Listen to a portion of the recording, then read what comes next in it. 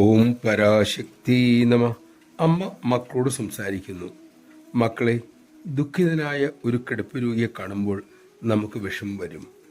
2 ദിവസം കഴിയുമ്പോൾ ആ വിഷമം മാറും. പക്ഷെ വിചാരം ചെയ്യുന്ന ഒരുവൻ ചിന്തിക്കും, നാളെ എനിക്കും ഇത് വരാം. ഈ ദുഃഖങ്ങളുടെയൊക്കെ കാരണം എന്താണ്? എവിടെയാണ് ഇതിന് പരിഹാരമുള്ളത്? സത്യസന്ധമായ ഈ അന്വേഷണം അവനെ ക്രമേണ ശരിയായ പരിഹാരം കാണിച്ചു കൊടുക്കും. ആ പരിഹാരത്തിലൂടെ ആനന്ദത്തിൻ്റെ ഉറവിടത്തിൽ ഈശ്വരനിൽ അവൻ എത്തുകയും ചെയ്യും. അമ്മ ഇത് പറഞ്ഞപ്പോൾ ഒരമ്മയുടെ മടിയിലിരുന്ന് ഒരു കൊച്ചു കുഞ്ഞ് കരയാൻ തുടങ്ങി. കുഞ്ഞ് എന്തിനാ കരയുന്നത് എന്ന് അമ്മ തിരക്കി. കുഞ്ഞിൻ്റെ വായിൽ വച്ചിരുന്ന ഒരു വെറും നിപ്പിൾ ചാടിപ്പോയതാണ്. അതെടുത്ത് വായിൽ വെച്ചതോടെ കുട്ടി കരച്ചിൽ നിർത്തി.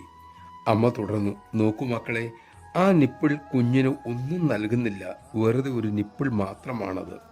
പക്ഷേ അതുകൊണ്ട് ഒരു ഉപയോഗമുണ്ട്. കുഞ്ഞിൻ്റെ കരച്ചിൽ നിർത്താൻ സാധിച്ചു.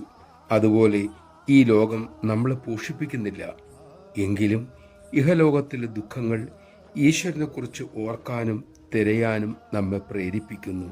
അങ്ങനെ ശാന്തിയിലേക്കുള്ള വഴി തെളിച്ചു തരുന്നു. നമഃശിവായ. ഓരോ അനുഭവങ്ങളും വിശകലനം ചെയ്ത് ഈശ്വരിലേക്ക് മുന്നേറാൻ, ശാന്തിയിലേക്ക് മുന്നേറാൻ നമുക്ക് കഴിയട്ടെ. അതിനുള്ള വിവേകം അമ്മ കൃപയാൽ നമുക്കേകട്ടെ.